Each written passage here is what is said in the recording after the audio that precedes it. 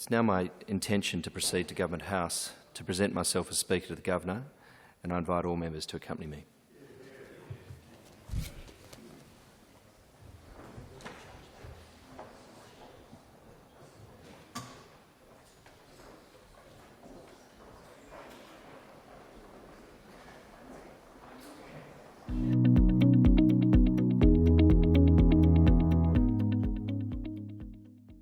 It has been the custom at the outset of a new Parliament for the Speaker, in the name of and on behalf of the House, to lay claim to the undoubted rights and privileges by royal favour and to request that the most favourable construction be put on all the proceedings of the House of Assembly. The Speaker, on behalf of the House, also seeks the royal approval of his or her election as Speaker. If a subsequent Speaker is appointed during the term of the same Parliament, the new Speaker does not lay claim to the privileges of the House, but it is nevertheless presented to the Governor to obtain the royal approval of his or her election as Speaker.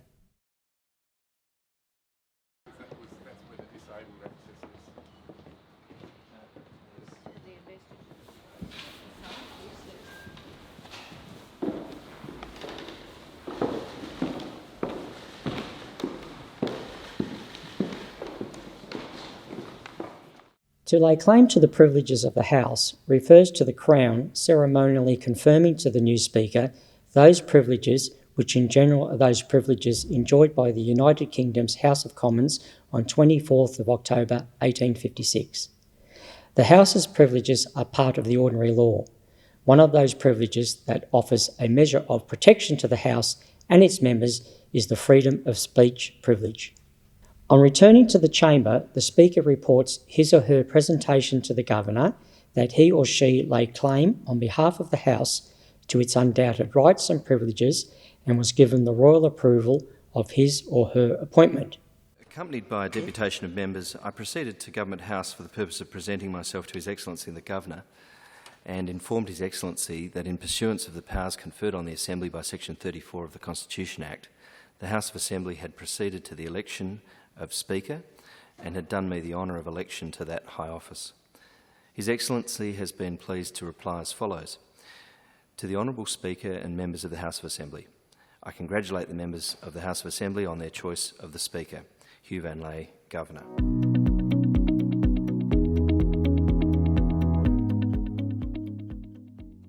The Speaker and the Governor have a formal relationship where each of them undertake their constitutional and statutory roles. The Speaker, together with members of the House, may deliver an address to the Governor, such as a reply to the Governor's opening speech of a new Parliament. Additionally, the Speaker is also required to deliver to the Governor, for royal assent, any bill that has originated in the House of Assembly and has passed both houses. The Governor would formally communicate with the House of Assembly by message. A message would be delivered to the House of Assembly and read by the Speaker.